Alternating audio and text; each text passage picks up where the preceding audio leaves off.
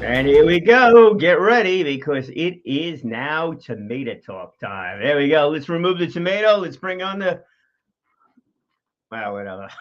I don't want to say. Hey, first things first, I want to thank you on behalf of my wife and myself. Yesterday, July 26th, was our 30th anniversary.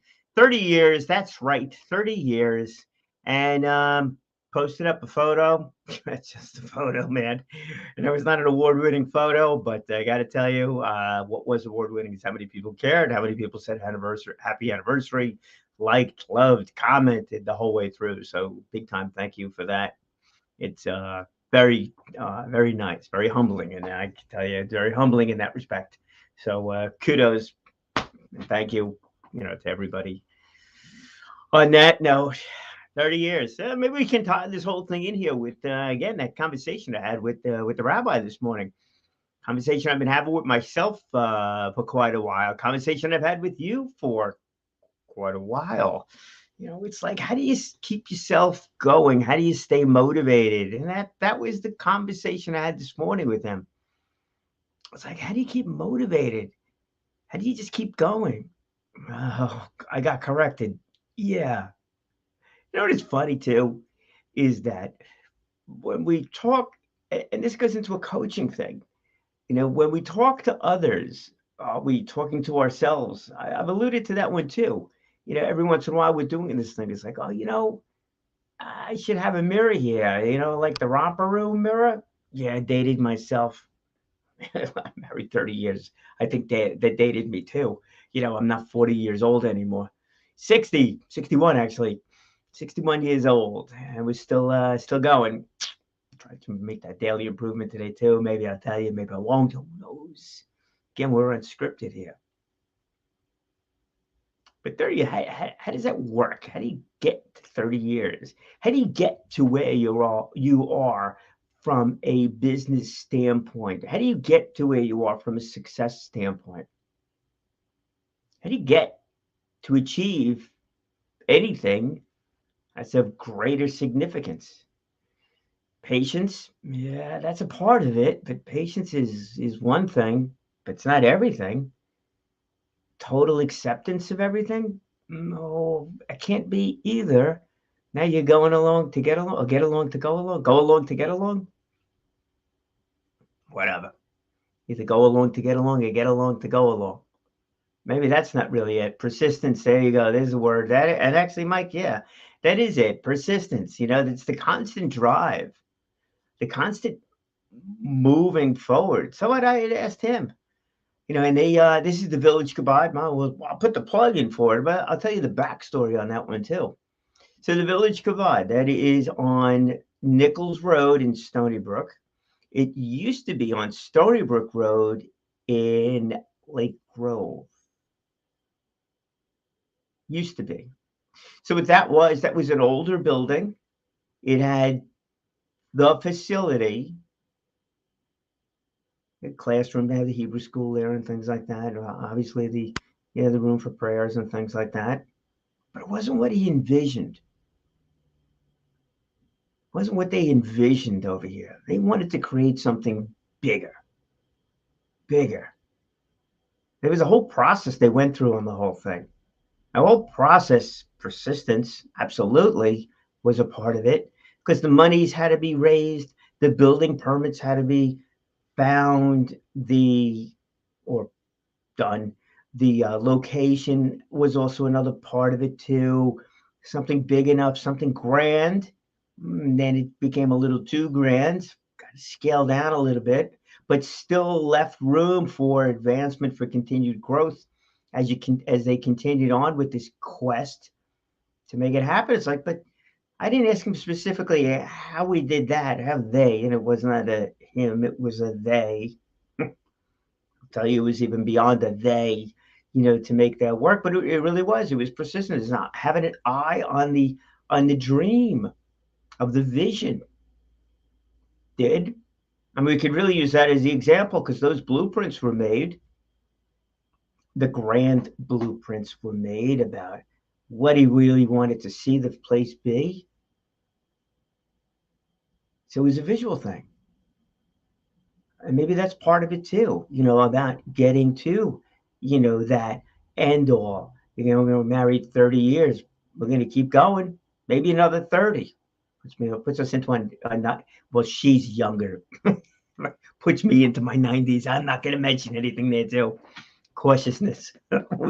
Let's be careful about that too. Cautious. But so I'll be in my 90s, as that goes. And so it's a vision of what do I want that to look like? What do we want that to look like? What do we want retirement to look like? Retirement. But really, what does retirement look? What does retirement look like nowadays? Different probably than when my parents were looking at retirement, because they actually looked at retiring. I don't know if I really want to retire. I don't think I do. I want to retire from doing things I don't want to do. I don't think I want to retire. I don't golf. I don't do any of those sports. Yeah, to enjoy the car racing. Who knows? I may be like, there was a gentleman out there last year who's in his mid 80s driving a car from the 1950s, a big, big, big Hudson, big, huge car, absolutely huge, huge. You've seen the comments here about rents in New York City going up and the rest of that stuff. One bedroom apartments, this thing was bigger than a one bedroom apartment, without a doubt. It was actually massive. So I don't know if I'll be racing a car, but I'd be having a fun time announcing those car races until I can't speak no more. I'm waiting to see the fun comments coming through on that one, but it's not there. But it is visualization. I think it really is. Persistence, visualizing. And when I mentioned to him about just keep going, because now, and he did refer to something, on the religious side of things, which no need to get into, because I'm sure if you have your own religion that you follow, you could go to some passage, some comment, some paragraph, some prayer, something in your own book about how we need to have faith, how we need to understand that we all go through things for different reasons, and how with constant improvement, things will be better. Not religious, all good. Doesn't matter. You break out the other book, which I have here someplace. Here we go.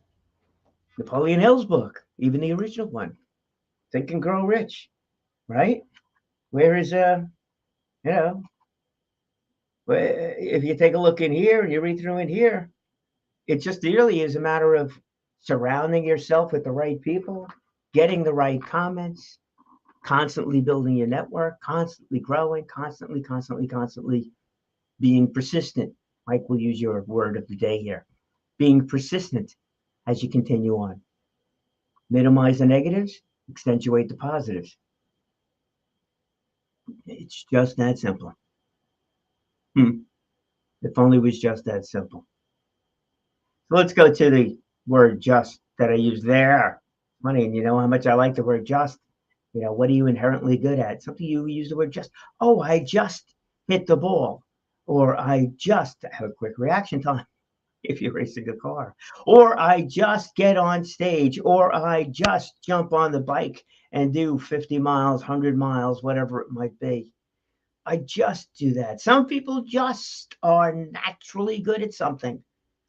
And what should you do with that? You should go with that. Go with that wholeheartedly, without a doubt. That was actually brought up too. Sunday mentioned. And I am not leading him on the questions either or the topics. It was pretty interesting. Maybe I'm becoming more aware of those other signs, of those other things that are going along. But again, it's not. I'm not really, honestly, I don't even really sure exactly. Yeah, I got to get a bike there for you. I can join you. I'm not even sure where I stand on the religious side of things. But I do believe we're here for a reason. Maybe that's it. I do believe we're here for a purpose. Maybe that's it.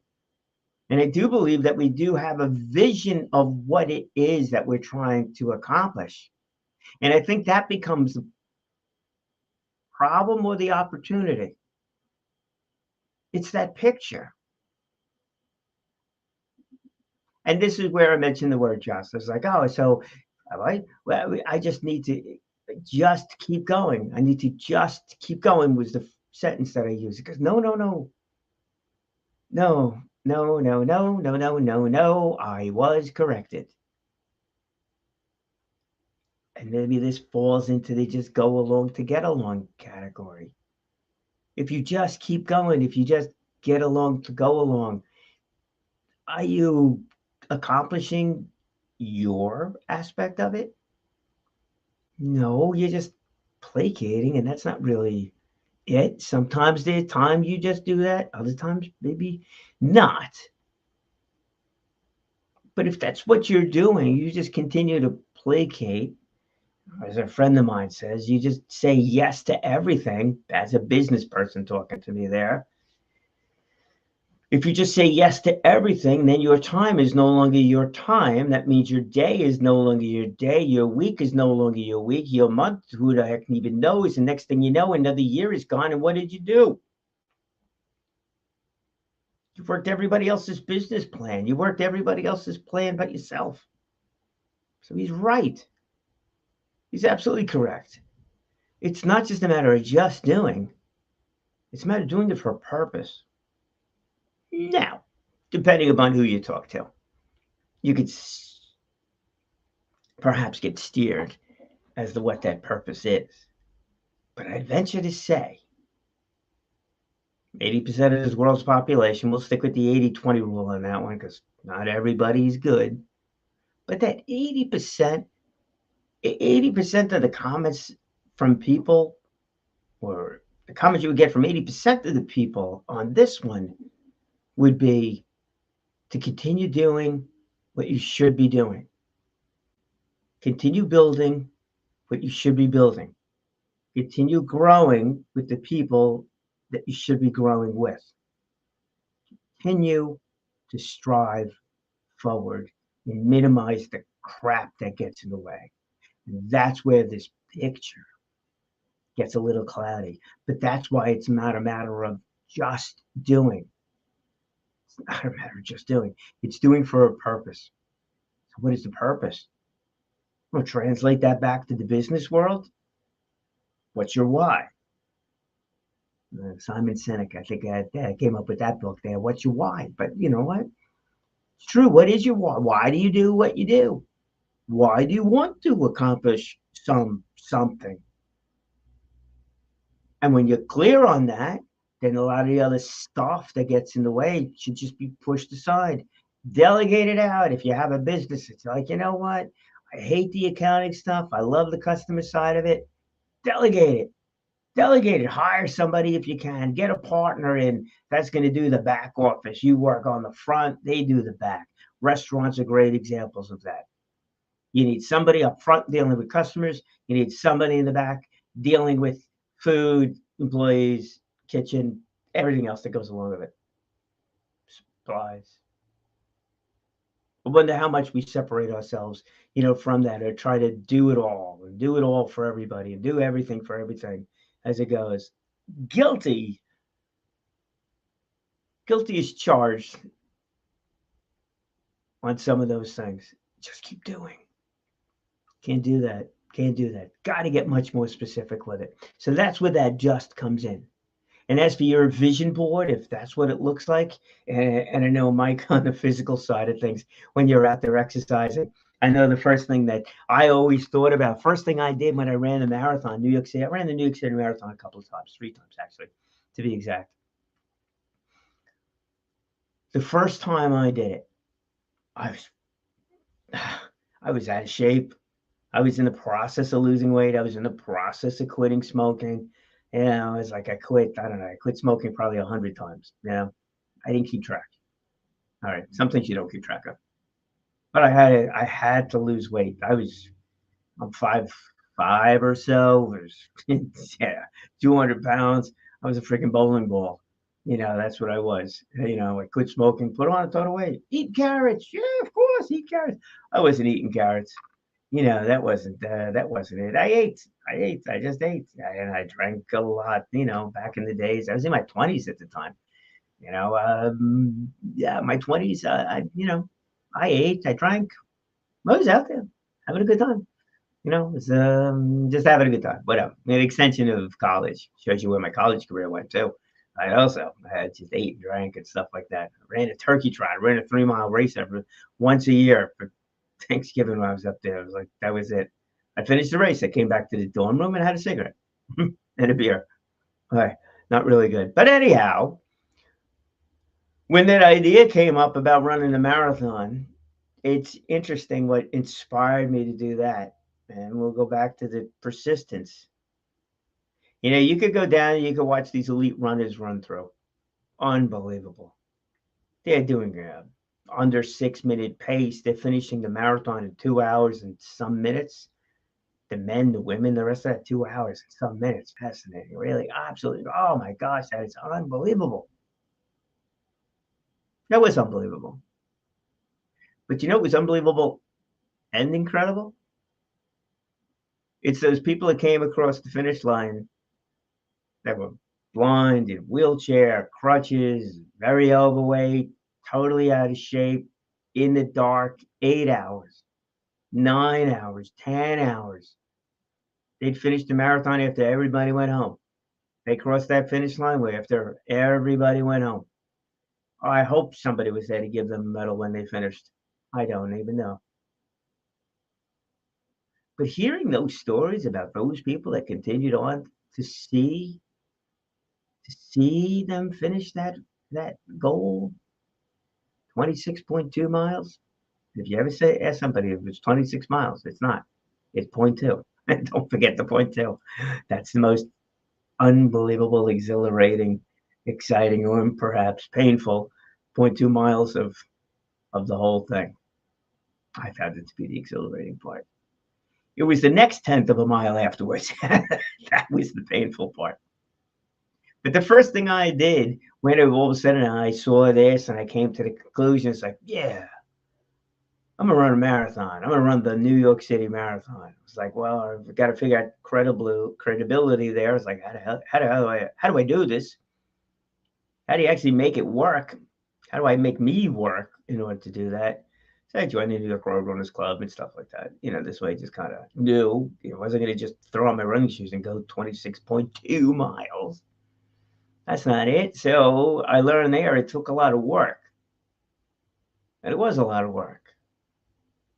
It was a lot of work getting up early in the morning. It was a lot of work running in the rain. It was a lot of work. I joined the gym, going to the gym, I was doing leg curls, lightweight leg curls, just kept on doing them.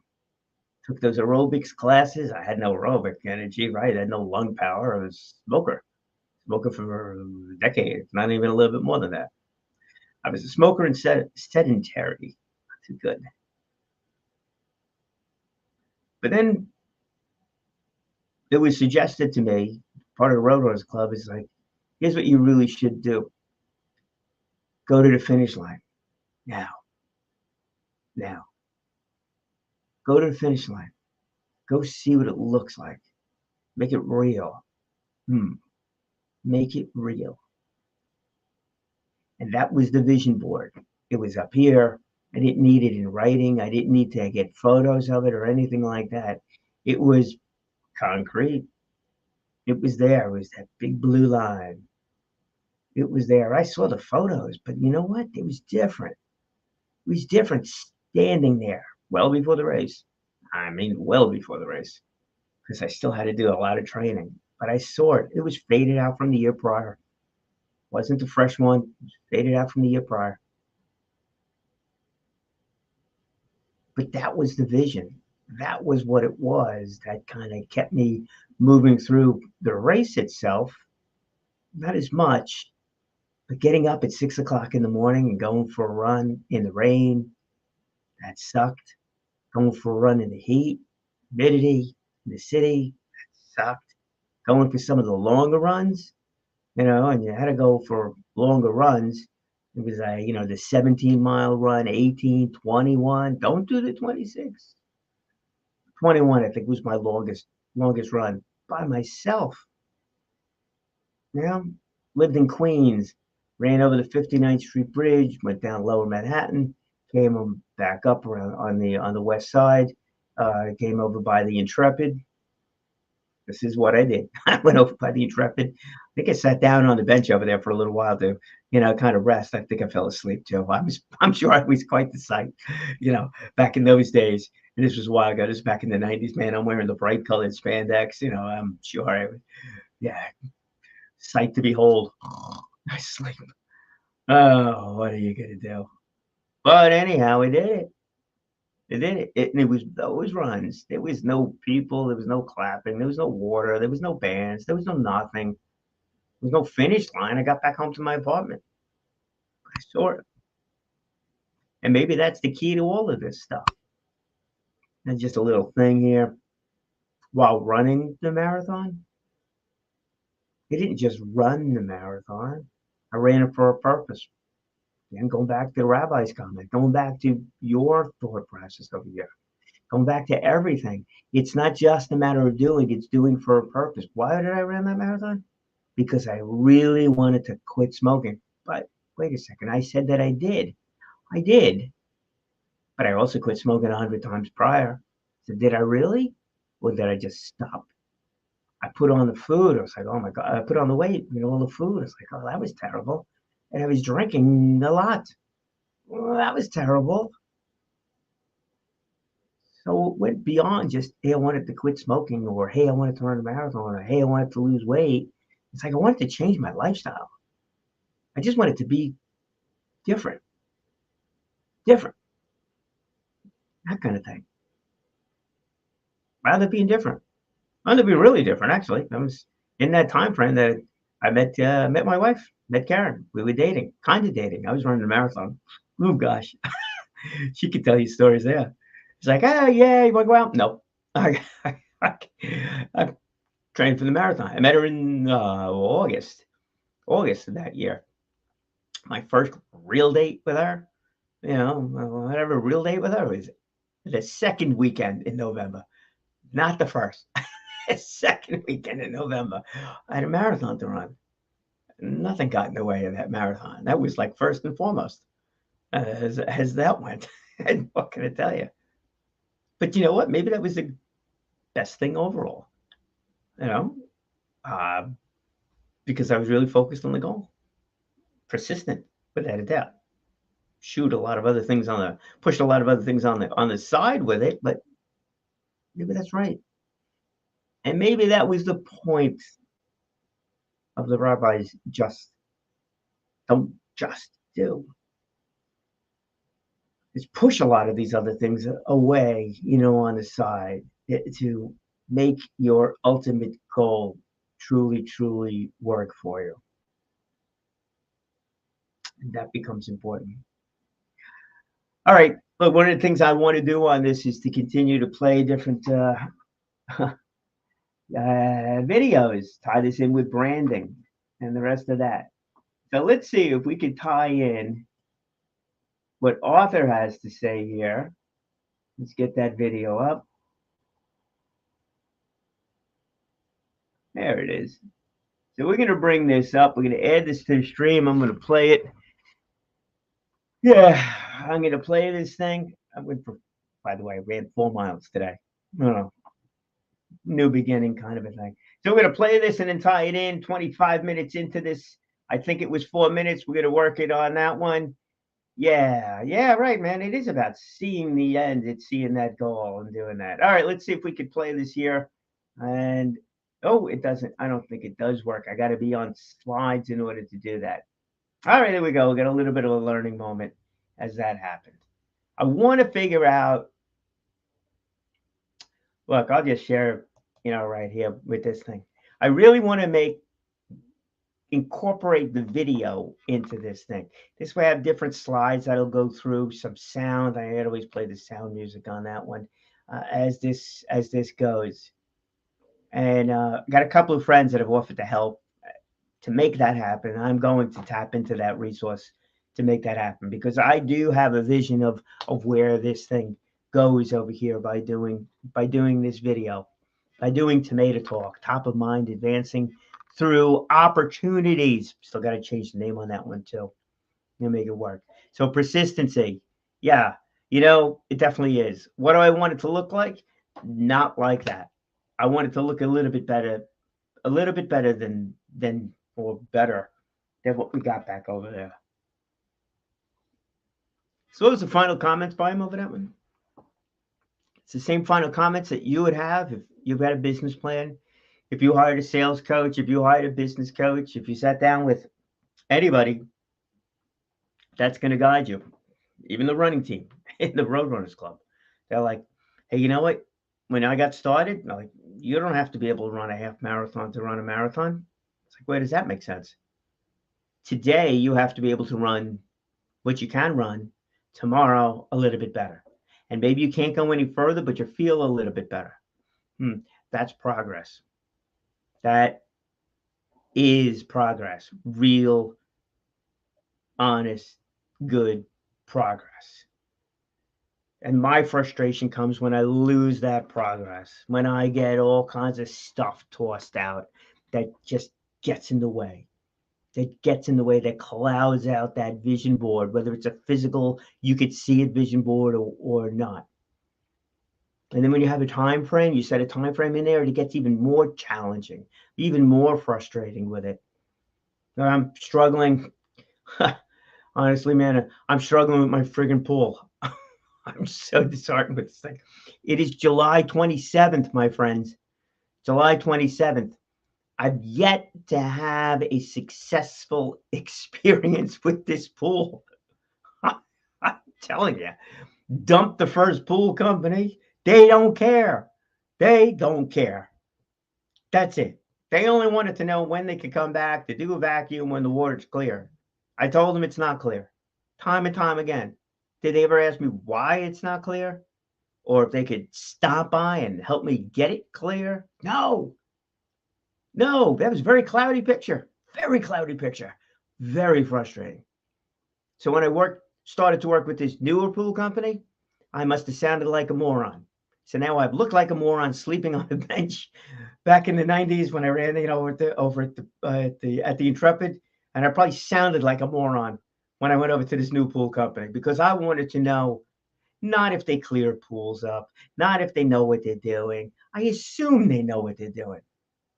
I assume they have the experience for this. They got the trucks, they got the signs, they got all the rest of the stuff. Got the chlorine tablets in the office area. They must know what they're doing.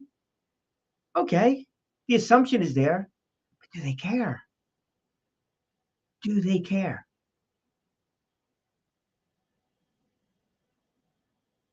It seems like they do care. I'm still working on it, but we're getting closer and closer. It just seems to be one little issue after another.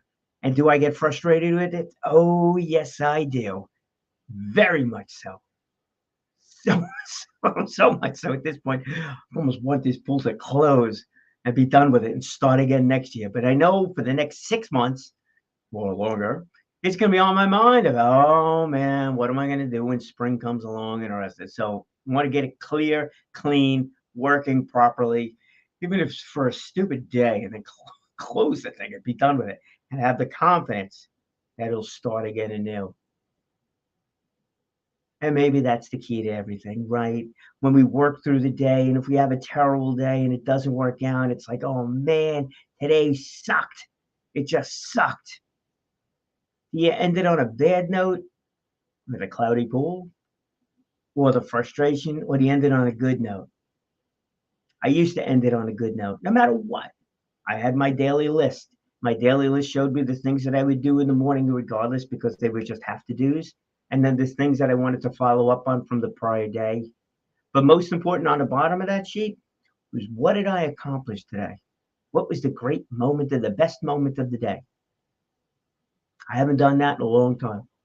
Perhaps that'll be a nice little confidence booster. What did I do today that I'm proud of? What did I accomplish today that I didn't do yesterday? How did I move forward today? Do you ask yourself that question every day? Get a little bit better at something? But you know what, Mike and Karen, if you join us, that really becomes what's most important, which is another message the rabbi sent to me about self motivation. How do you motivate yourself? Pat yourself on the back once in a while. Don't fester on the negatives. And again, I'm looking in the mirror on this one. You know, figure out what you did today that was good. Whatever it is, even if you didn't reach the goal, you supported or helped something someplace. So maybe writing that down again too. What did I accomplish today? That'd be a good thing to do. What did I accomplish today? Well, had the pool company over to work on this thing. That was good. Ran 4 miles. That was good. Was part of the team this morning before anything else. And who knows? Maybe Karen will chime in. Maybe I did something good at home. I don't know. Had the pool company over. Maybe that's what it was. Anyhow, figure out what you do good each day. Don't hop on the negatives. Don't just do things for a purpose. And I'll see everybody tomorrow. Have a great day. Great day. Rabbi, speak well, speak often, live inspired.